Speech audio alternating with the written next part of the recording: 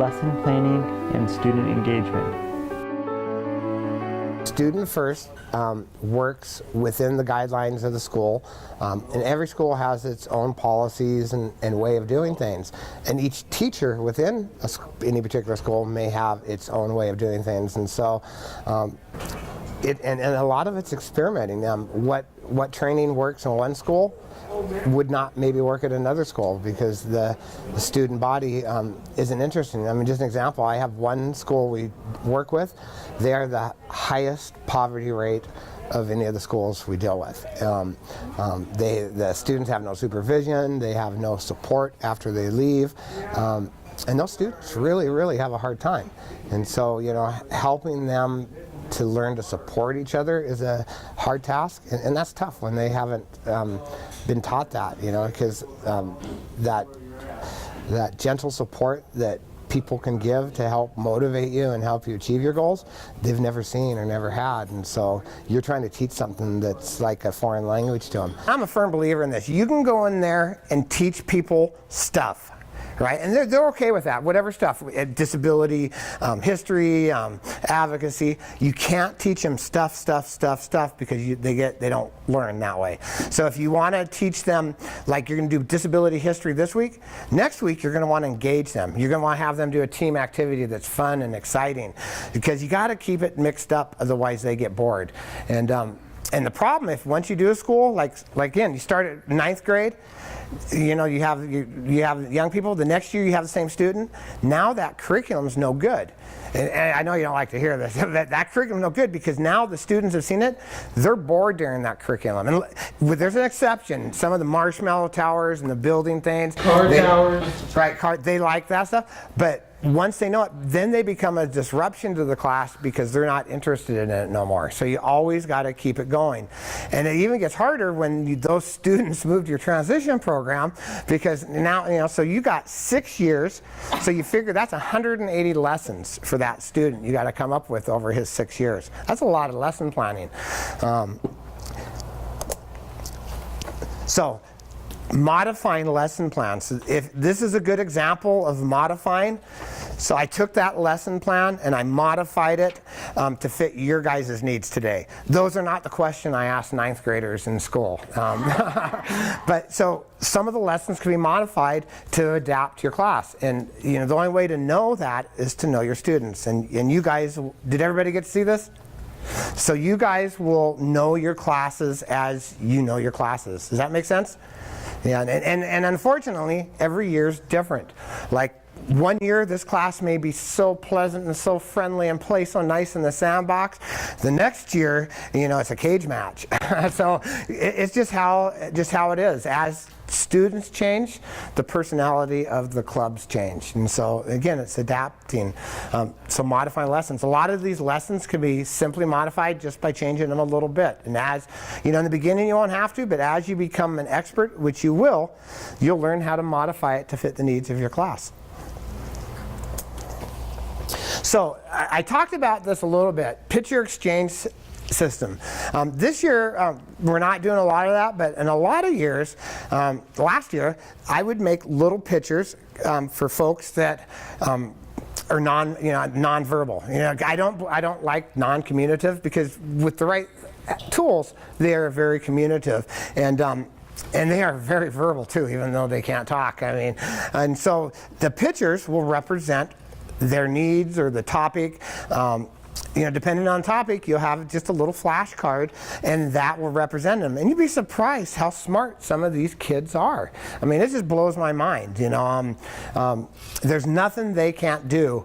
It's us that have the problem. We don't know how to teach them. I've learned that. So modifying things like the PECs, so they have pictures for the needs, yes and no, and sometimes it's slowing down enough to hear what they're saying. Does that make sense? We get so fast sometimes that we really don't listen.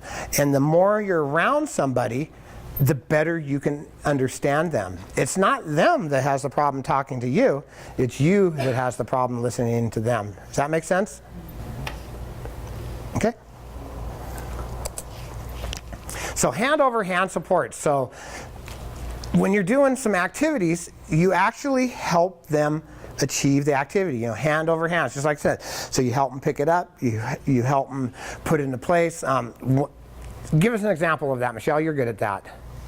So when we were doing marshmallow towers last year, we were working in small groups. I was working with this nonverbal girl, and so I was using hand on hand, hand over hand. All she was doing was picking up a toothpick and giving it to somebody else, because when we're doing a group activity, we want everyone included. If only they could pick up toothpicks and give it to someone else, then that's fine. If they could put marshmallows on toothpicks, that's fine. Yeah, everybody can do something. And that's what we're teaching. Everybody can do something. And so if you're doing group exercises, and if you have a couple of students that are sitting over here out of the way because they can't participate, then you're doing it wrong. Everybody can do something in an exercise. And if you can't develop a lesson that everybody can do, that's the wrong lesson for that class. So accommodations, allow the students and encourage them to use communication devices. So have you ever been into a classroom where a student has a communication device and don't use it? So you got to encourage them to use that communication device, and that does require for us to slow down a little bit and sometimes help them get the information into the communication device. And a lot of people are now using iPads as a device, which is great. I have one student I work with. As long as I give the lesson ahead of time, she can put her information in there, and then she can still use her voice during the class. She's not able to do it during the class, but with a little extra time, she can do it. And that's what we're all about, is learning how to accommodate the needs of our students. Okay, we're going to do a team exercise. So one of the concepts behind this is not only a team building exercise, it's also how well people can follow instructions. So and I'm not going to get to the rules. So they actually process the rules, come up with how they're going to do it. So people get to talk about it before you ever open it. You don't get to open it until I say go. But you're going to read the instructions. You guys are going to figure out what you're going to build. And you can build anything you want. And I tell you what, I've seen some pretty creative things built. And this activity is in the team building activity Correct. section? Okay. Yes. It's been a long day. Quality of teamwork is to get everybody involved. Everybody counts to get involved in these type of assignments we do. So yep, there you go. Fold in half. Good. Fold in half again, or the long way. There you go. Right. Just in case. Stop trying to make us lose. My team member said to make smaller pieces, so I always listen to Tyrone. Yeah, Tyrone. It's called the Window of Hope. Hey, yep. The window of hope. I like that. All right, should we try it? Build it up. This is an envelope we made with a stamp. It's to student first from the bank, and inside we put all the extra papers in there as the money that we're giving student first. And it closes like that, and it gets mailed. Oh, that's a workable. Yeah, it's a workable envelope. It's a team. Team effort. Yes, that Donna. yes, everybody worked on together. It's a what? Unity across America. So we have the big circle of unity that combines everybody, and then a big happy face. Out of that. It's a face. I promise. Did everybody look at everybody's? Yes. Okay, so what's the name? What is this? Unity across America. Okay, all those who think that we're judging the most creative, and who thinks the Unity Across America is the most creative? Let's see hands if you think it's the most creative. You got one. Okay. You guys ain't gonna vote for yourself? I don't think it's the most creative. Okay. No. Hey, so did you hear that? And the students are the same way. They said, I don't think it's the most creative. And this is the same thing in the schools. So we have what is this, an envelope? An envelope with money, and it's a usable one. And it's 2 student first. Yes. Right, it's an envelope, 2 student first with a huge donation. No. So how many think this is the most creative? Of course we can. Well, yes, we were creative. Okay, we have a peace sign, Will, right? Or just a peace sign?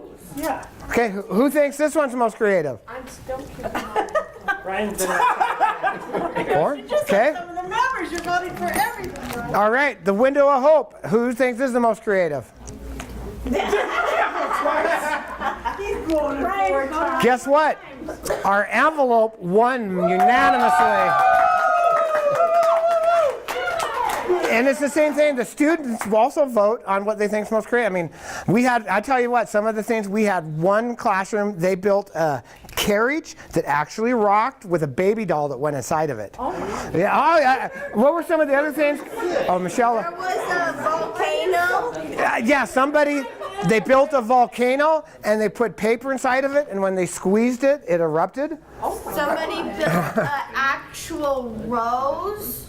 Oh, it was gorgeous too. They built I have a picture of it. a rose, and it wasn't just a rose, it was a 3D rose. Oh my I did that within. Well, they get a half hour, but I wanted to be done by 4 today, so. Yeah, normally you guys would have had 15 more minutes, but to stay within our timeline, I figured you're adults, you can do it in 15.